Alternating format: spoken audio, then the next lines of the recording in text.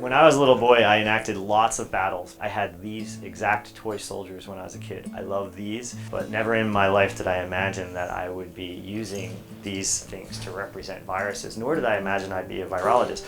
I kind of thought I'd be a professional football player, or maybe a Marine, or somehow president.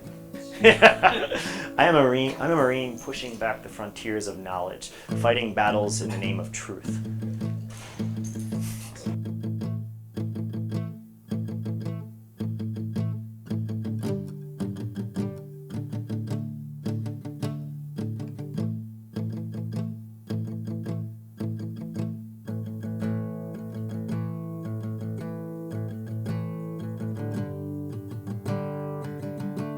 Viral latency is an elegant immune evasion strategy where the virus purposely turns off most of its gene expression.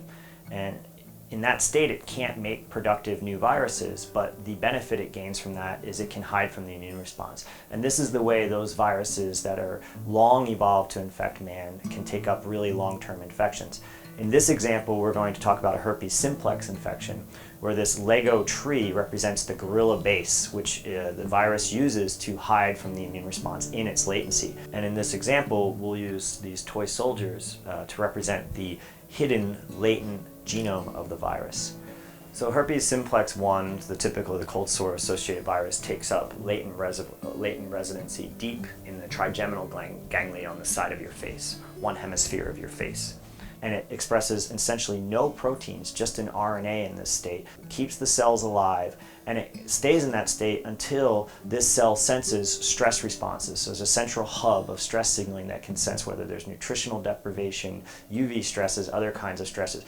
The virus then kicks in from its hidden state. It makes a low level of the virions, and then these virions march down these long extended processes from the gorilla base till they get to the epithelial cell, which is represented here by the Lego Empire State Building. So when the virus gets to those cells, it starts to really increase its gene expression and replication levels. It starts to crank out tons of virus. And it's that blistery lesion that you rub and touch that helps shed the virus to new hosts. And so when you get a cold sore, this is really an enhanced immune inflammatory response. This is your immune response working to purge these infected cells that are undergoing lytic infection with the virus.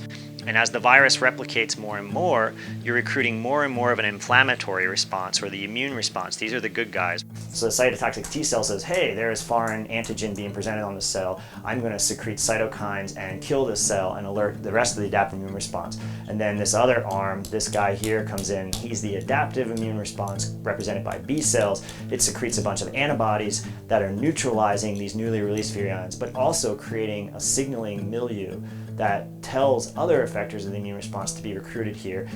And this is what eventually causes regression of the cold sore. But in the meantime, many of these viruses were dispersed, and through the act of touching, usually through skin-skin contact, you then recruit and infect a new host. And then once again, initiate the cycle, crawl back the neuron of the new host, and get back to a new gorilla base in a different ganglion in a different host.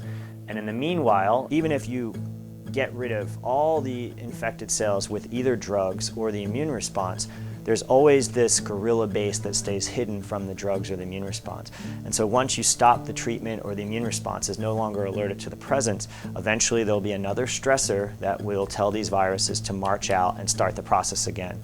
And so this is the same, although it's completely different cells, it's a completely different mechanism latency, but it is latency. It's the same thing HIV is doing, using the same advantages that simplex derives from this strategy of restricted gene expression in a cell that's not under immune attack.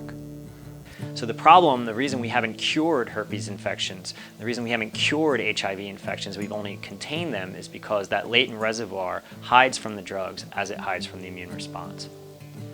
A long-term goal, a holy grail of the field, has been so-called purging the latent reservoir. So if you had a way to trick the gorilla base into looking like an epithelial cell to the immune response, so if you had a way to trick these cells into undergoing full virus gene expression, then theoretically you could now mount the adaptive immune response to cells that are normally hidden.